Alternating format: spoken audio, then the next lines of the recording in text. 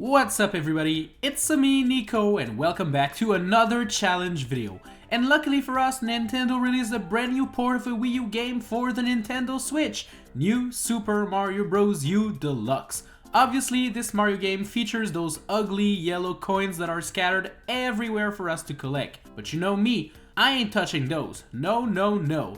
But look, I've read your comments in the previous videos, okay? You guys are sick of me trying to make Mario poor. You think he suffered enough. And while I strongly disagree with you, today we'll give our plumber boy a break. In fact, we're actually going to be playing the entire game as the brand new character in the Mario series, Peachette.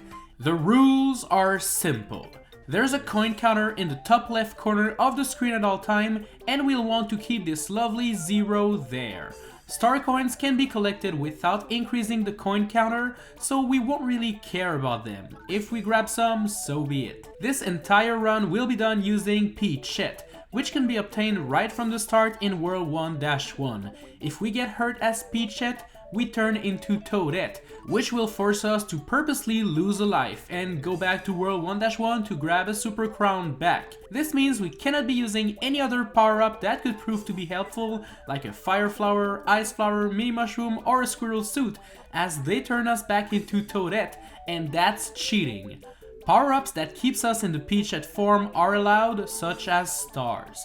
We'll also be trying to complete most of the levels without using secret exits. We're only going to use those if we are truly forced to, because some of the levels are unbeatable and we're stuck. Now that everything has been set, it's time to see if we can beat New Super Mario Bros. U Deluxe as Peachette without touching a single coin. Here we go. World 1-1 is easy. Just hit the squirrel, grab the suit, and then hit that block to become Peachette. For the rest of the level, there aren't any dangerous coins, just take your time and you'll beat it. World 1-2 does feature a couple of narrow spaces which look scary, but usually Peachette can squeeze in between most of the coins. Make sure to glide when you arrive on this slide because it's full of gross coins. The jump at the end of the slide is also kind of annoying because if you use your super jump at the wrong time, you'll hit the ceiling and grab those coins. But besides that, the rest of the level is quite easy. World 1-Tower is up and it's not that difficult. The scariest part is this one over here where you have to go from cogs to cogs while making sure not to hit any coins in between them. Defeat Boom Boom and you can finally save your game. Yep, this is something you should know. You cannot save everywhere in this game. You actually have to complete a tower, a castle, or a secret exit to be able to save the game. That means that I went back to World 1-Tower a million times during this quest just to be able to save my game. World 1-3 is thankfully not very difficult. Most of the coins are located on those rolling hills, and if you just go above them, you'll be done in no time. World 1-4 is up, and it's a very annoying level because of one mechanic. Those clouds over there. They look beautiful and harmless, but they do contain tons of disgusting coins behind them, so when you plan your jumps, make sure never to land on those clouds. Now, even though we can already go to World 1-Castle, let's try World 1-5. This level is not too difficult up until you reach this part over here. There's a huge piranha plant and a lot of coins. I tried squeezing in between those, but I just couldn't do it. Plus, since we can't use the Fire Flower, we can't just get rid of the plant and use the pipe. Sadly, I wasn't able to complete this level as Peachette, but thankfully we can still reach 1-Castle. And this castle takes place over a big lava pit, which forces us to do really precise jumps. To be real, this level was very scary at first, but if you really take your time and plan your jumps carefully, you'll reach the end in no time. Defeat Lemmy, and World 1 is now done. World 2-1 is not a very difficult level, the only difficulty being those statues that fall down at the end along with the coins above them. I wasn't expecting that at first and I got trolled, which forced me to restart. World 2-2 is quite the scary level. It takes place in a dark cave full of pokies and coins above them, so you'll have to find a way to fit in between the coins and the pokies, which is way harder than it looks. Those sand pillars are also pretty annoying as they often push you upward to a gross coin waiting to be collected. The second part is also pretty scary and forces you to use Yoshi to do a very technical jump. You see, you're supposed to go up the pipe over there, but there are coins on every platforms. So the way I found of doing so was to do a jump off my boy Yoshi, to then glide above all of the coins and use the Peachette super jump to get inside the pipe. It looks really easy right now, but trust me, it took a lot of tries to pull that off. World 2-3 starts off with us going down this pipe and yeah, we automatically collect some coins as we leave the pipe and there's no way of dodging that. So this level is impossible. World 2-tower is up, and my tip here would be to avoid spinning the screws here because most of those platforms that you will move contain coins on top of them. But with Peachette's great flying ability, you can usually just go up the tower without using them most of the time. At the end here, you're supposed to turn those screws and use those pipes, but considering we want to avoid those gross coins, we're gonna have to be more technical and use that dry bones and a couple of wall jumps to reach the top. World 2-4 is thankfully not very difficult. Just avoid the fishy boopkins throwing spiky balls and you'll reach the end in no time. The same can be said for World 2-5. Basically, just time your jumps to fit in between the falling rocks and the coins and you'll reach the end. This one is way more technical because it does contain a fair amount of coins, but nothing our famous Peachette glide and jump technique cannot solve. World 2-6 introduces us to our boy Lakitu for the first time in this game, and I'm gonna admit I kinda like him in this one. We can just defeat him and hop in his cloud to dodge all of those pesky coins. World 2-Castle is next, and this level is a tricky one. It features a lot of moving platforms, which at first is nothing out of the ordinary. But at one point, you'll reach this part here, which looks impossible, and you cannot just go up the pipe to dodge it. In fact, all you gotta do is to crouch and let the blocks push you to safety. It's really way easier than it looks.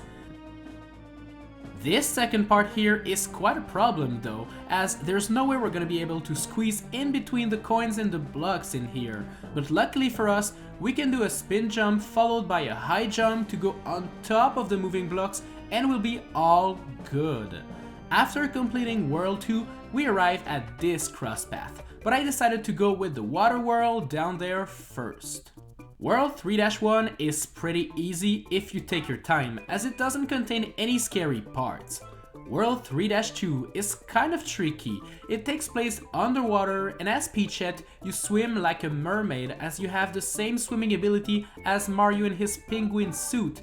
This proves to be a blessing and a curse, as this additional speed is really nice to dodge coin bubbles, but sometimes the speed can make you touch coins or enemies you normally wouldn't touch.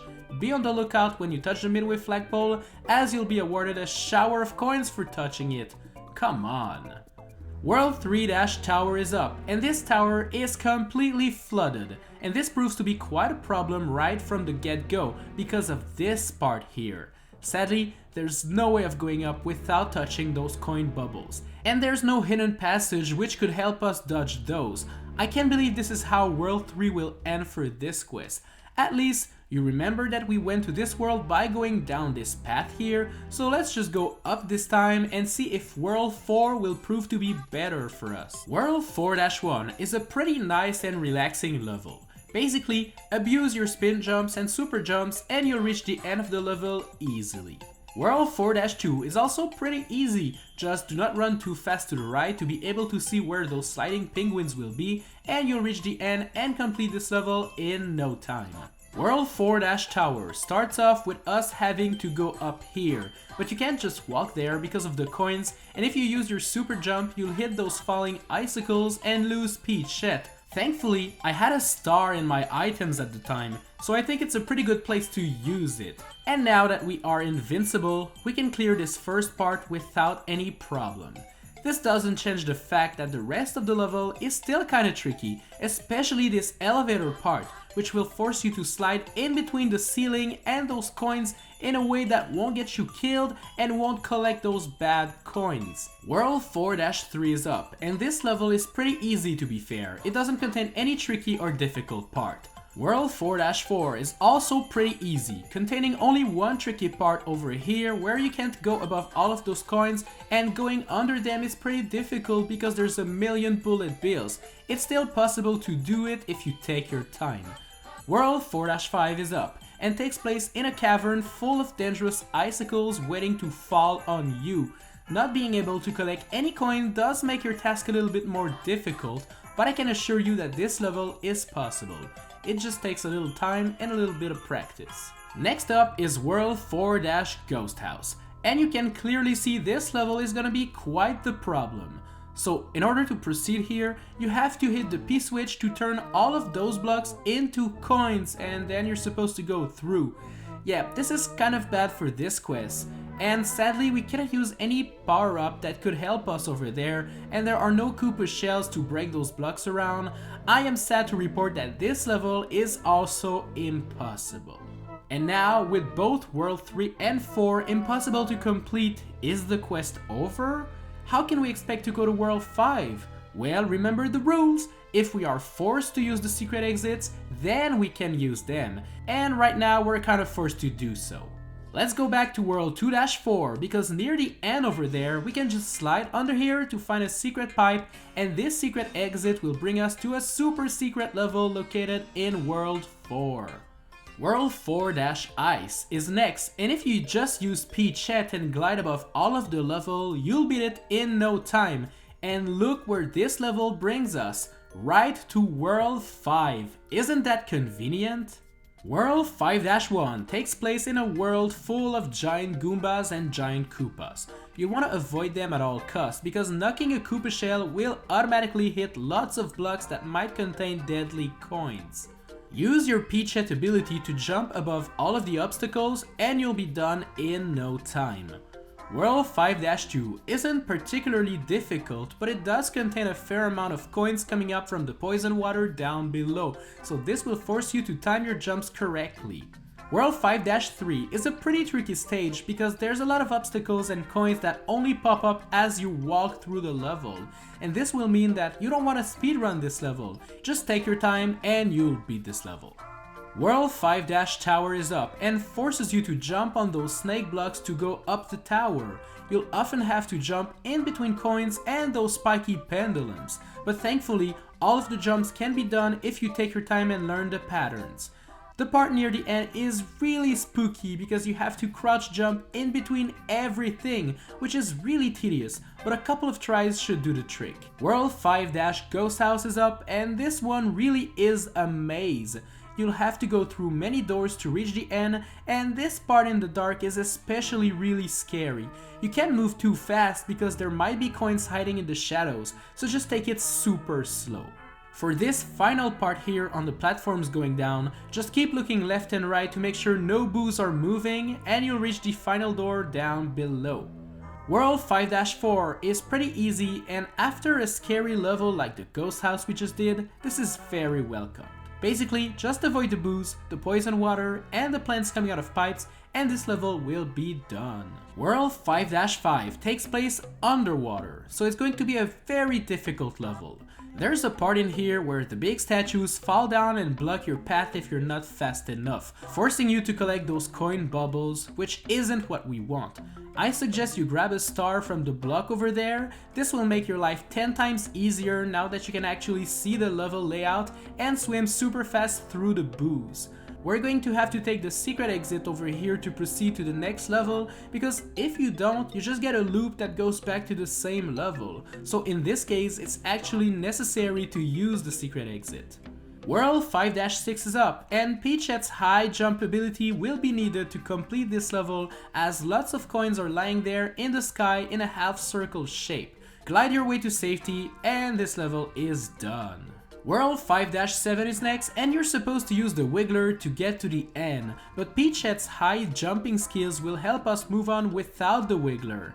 And this is actually needed for this part over here. You see, you can actually go above those platforms, but they're full of coins, so don't land on them. What you want to do is use your high jump to go above it, and then land on this paratroopa to then go under these blocks, and then you'll be able to proceed to the next part without using the Wiggler. It looks way harder than it actually is, so don't be too scared.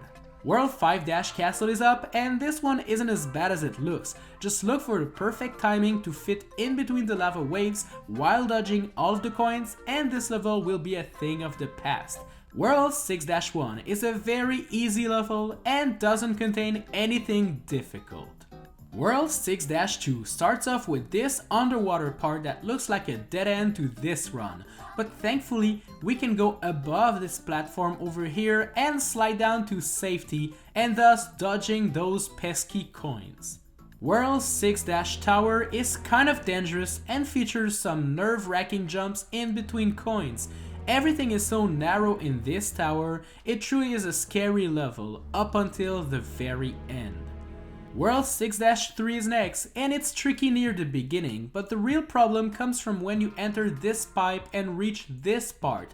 There are coins spinning around this block, and sadly there's no way to go around it, so yeah, this level is actually impossible. But once again, it's on a branching path, so we can still try World 6-4 and hopefully finish that one. Fingers crossed.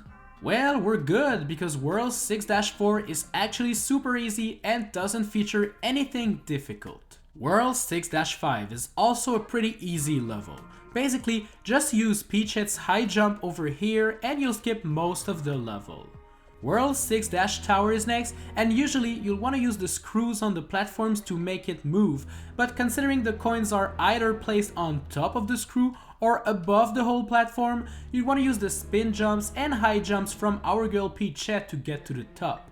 Obviously, some of the platforms are actually safe to use, so just make sure to go slow and watch for what's above you and you'll reach the end in no time. World 6-7 is next, and the level itself is pretty easy. Just time your jumps and you'll be good. The problem lies near the end of the level here. You see, you're supposed to enter this pipe over there, but as you can see, there is a lot of coins around it, and there's actually no way to go around or any other pipe. Yeah, we're not gonna do this level, it's actually impossible. And that leads us to a dead end. Once again, it's time to use our secret exits, especially the one in level 6-5, which is located over here. Use it and you'll now be able to hit the red switch over there, bringing you right to World 6-Castle. And since we're using the back entrance of this castle, we're just gonna wall for like 2 seconds and we're gonna be at the end, so it's super easy and doesn't feature any danger whatsoever. With that said, World 6 is now done. World 7-1 is up, and it does feature some coins in those bubbles, but nothing that would be too difficult. World 7-2 is also pretty easy, and our boy Lakitu is here to help. Knock him out of his cloud and grab it, and it's gonna be a breeze. World 7-3 is also not very difficult, but it does have this part here which is kinda scary, but if you go up the secret pipe over there, you'll be able to skip those deadly coins. World 7-Tower is a really annoying level, and that's because there's a lot of ninja coins that appear when you touch certain platforms. So yeah, you're planning for your next move and then all of a sudden, boom, ninja coins. That's unfair and really cheap. The Fire Bros are also pretty mean, throwing fireballs that you have to dodge while you're already hard at work at dodging those annoying coins. It took me a lot of tries, but eventually I finished this tower and made it to the next part. World 7-Ghost House is next, and this one is pretty easy. Just take your time and find the secret doors. World 7-4 is also not very difficult because of the bouncy clouds that are very helpful. World 7-5 is forcing you to swim in those floating bubbles that contain coins, which is way harder as Peachhead because of her swimming skills. World 7-6 wants you to hop on those snake blocks and go slowly through the level, but look at the time, we don't have time for that. Let's just glide from Koopa to Koopa until the end. World 7-Castle is up, and this one is a nightmare. Seriously, it is a very difficult and technical level. It contains moving platforms, clouds with coins, big hammer bros that stun you, and narrow spaces forcing you to do very technical jumps. This part in particular is just insanely difficult. You're supposed to crouch jump in between those two sets of coins, and then you'll want to jump above those two platforms that will crush you, only to go back down, and then quickly crouch jump above those two other sets of coins, and then spin jump when this platform is coming back at you without accidentally touching the coins up there. Yeah, I'll be honest with you, okay? I tried for hours to complete this, but I just couldn't do it. I knew it was possible, cause I did all of those things separately, I just couldn't do them all one after another. And you know what, I was so focused on doing those jumps that I completely overlooked something. Look at what's above this giant hammer, bro. A POW block. What if we could take that block to get rid of a couple of coins in this very difficult place? Well, it works. It's actually a pretty good strategy. I'm kinda mad it took me so long to actually find that out. And once you do this, there's way less coins to crouch jump over, making it a million times easier, and there we go, we did it. But before we can move on to the final world, we have to go to World 7-Airship, which is pretty easy thankfully. It's just long and boring because it's an auto-scroller, but most of the coins are easily avoidable. World 8-1 is next, and the fireballs falling from the sky are pretty annoying, restricting your movement options. But then again, these fireballs also get rid of enemies and blocks in your way, so you know, they're kinda helpful. World 8-2 is really easy if you take your time. World 8-3 is also very easy if you time your jumps with the rising lava. It's time for World 8-Castle, and this one forces you to get rid of anything that falls on this elevator. But you can actually just high jump to get the platform out of the screen, and then you go back down and everything that's on it is vanished. Abuse this game mechanic and you'll beat this level in no time. World 8-Bowser is up, and this one is really easy as Peach. Just bounce on Bowser Jr. and glide until you reach the end. The first battle against Bowser is really easy too, just wall jump above him and there you go. Now this cutscene here is actually funny as Peach doesn't really understand who's coming to rescue her. She's really confused and I don't blame her, Peach and Peachette are pretty much the same thing. Let's grab the Koopa cart and there you go, Bowser is defeated. We did it. But sadly, in the cutscene right after you defeat Bowser, Peachette turns back into Toadette to receive her kiss from Peach. That's a shame. I would have loved to see how Peach would react to being saved by someone that looks just like her. In conclusion, is it possible to beat New Super Mario Bros. U Deluxe as Peachette without touching a single coin? Yes. Yes it is, cause we did it. This challenge did contain some really difficult parts, but I'm gonna say that it wasn't the most difficult challenge ever, so I suggest you try it if you got this game. Now, thanks a lot for watching this video guys, be sure to give it a like if you enjoyed it, and now, I can't believe I'm gonna say that, but what if we wanted to beat New Super Mario Bros. U Deluxe and collect every single coin there is? I know, it's really disgusting. I wouldn't do that, but my buddy Nathaniel Bendy did attempt this challenge, so tap the card on screen if you want to watch that video. Alright guys, I'll see you in the next challenge. See ya!